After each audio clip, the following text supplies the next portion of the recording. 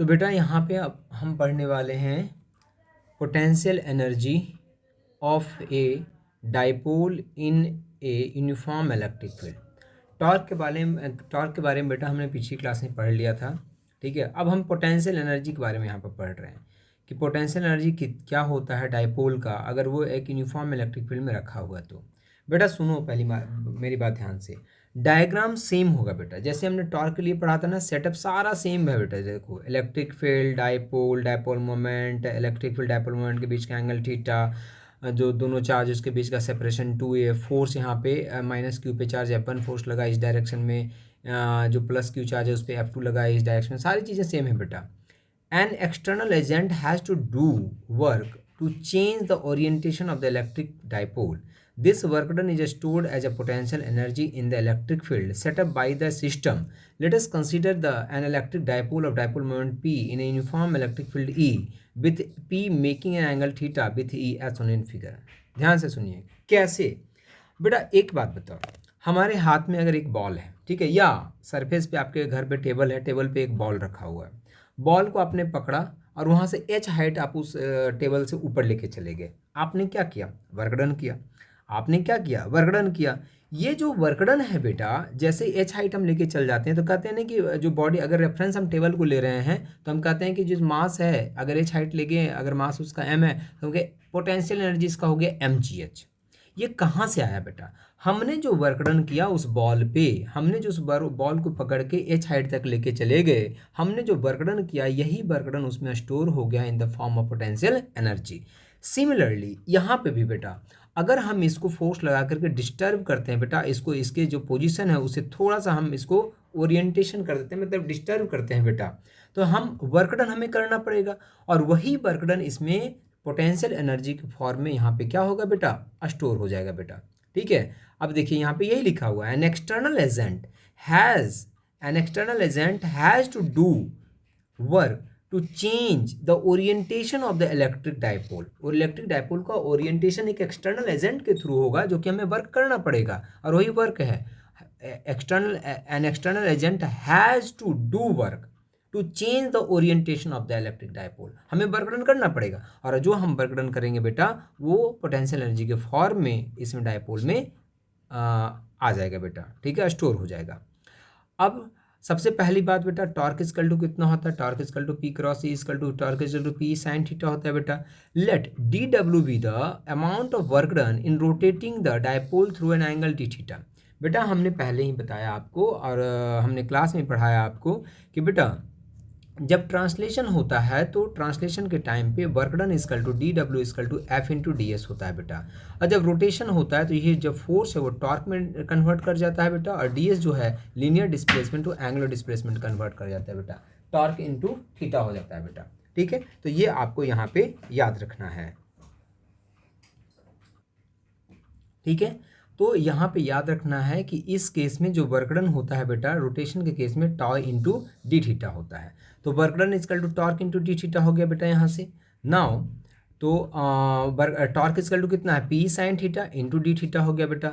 Obviously D W is the change in potential energy D U of the dipole, that is D U equal to P sine theta into D theta हो गया। तो ये work done हम कर रहे हैं, जो हमने एक्सटर्नल एजेंट के थ्रू जो हमने वर्क डन कराया है, ये यही वर्क डन तो पोटेंशियल एनर्जी के फॉर्म में स्टोर हो जाएगा। तो इसको हम डी डब्ल्यू की जगह पे डी यू से हम रिप्रेजेंट कर सकते हैं।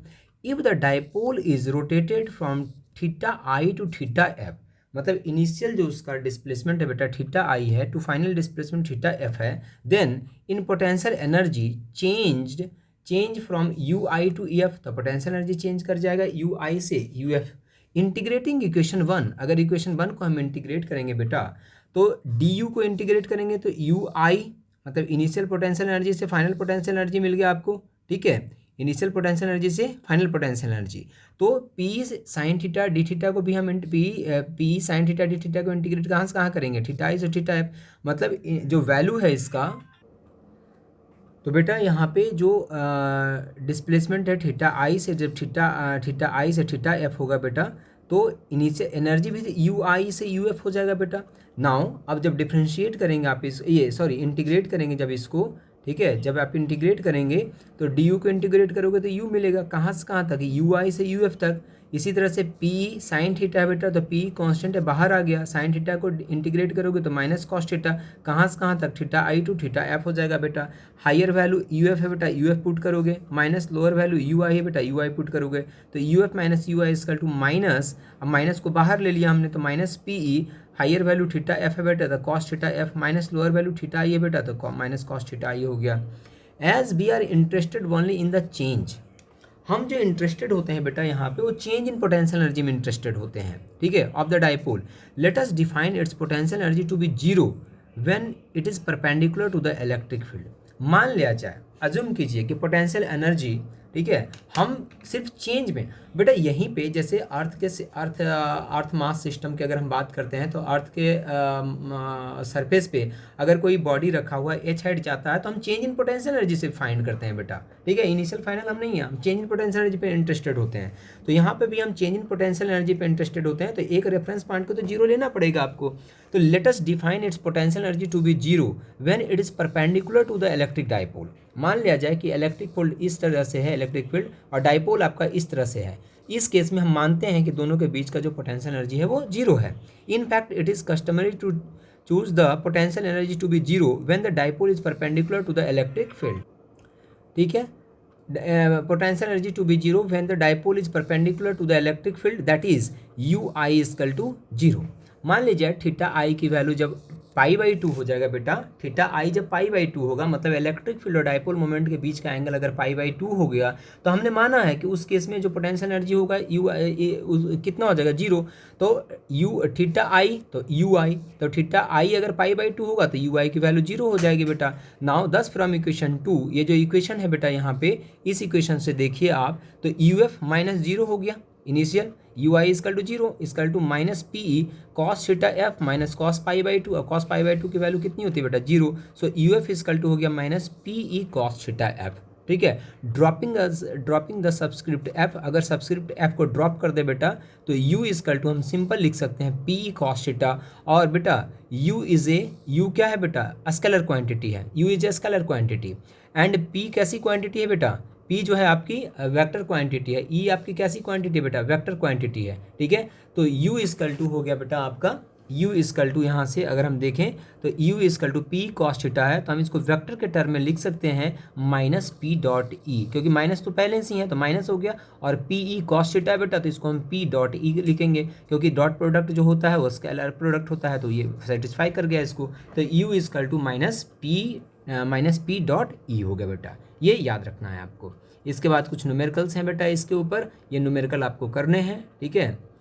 न्यूमेरिकल आप इसको सॉल्व कीजिए, ये सारे न्यूमेरिकल, ठीक है। एन इलेक्ट्रिक डायपोल और डायपोल मोमेंट आपको गिवन है, is placed in uniform electric field making an angle of 30 degree with the direction of field. बेटा ये याद रखना, ये न्यूमेरिकल जो है इंपॉर्टेंट है बोर्ड के लिए, ये बोर्ड में पूछा जा सकता है बेटा, ठीक है, बोर्ड में ये न्यूमेरिकल आ सकते हैं 3 नंबर में, ठीक है। तो अच्छा इसकी अगर मैं सॉल्विंग कर दूँ इसको तो क्या है बेटा, an electric dipole of dipole moment आपको गिवन है, पी की वैल्यू गिवन है, is placed in uniform electric field, electric field की वैल्यू गिवन है, make an angle of 30 degree, angle 30 degree है with the direction of the field, determine the torque. बेटा तो torque equal to कितना आता है, torque equal to P E sine theta होता है, वैल्यू पुट कर दो, पी की वैल्यू आपको गिवन है, ई की वैल्यू आपको गिवन है, थीटा की वैल्यू आपको गिवन है, सब वैल्यू पुट करोगे वहाँ से टॉर्क की वैल्यू निकल जाएगी बेटा। ये क्वेश्चन बोर्ड में पूछा गया है इस तरह का क्वेश्चन, तो ये याद रखना बेटा।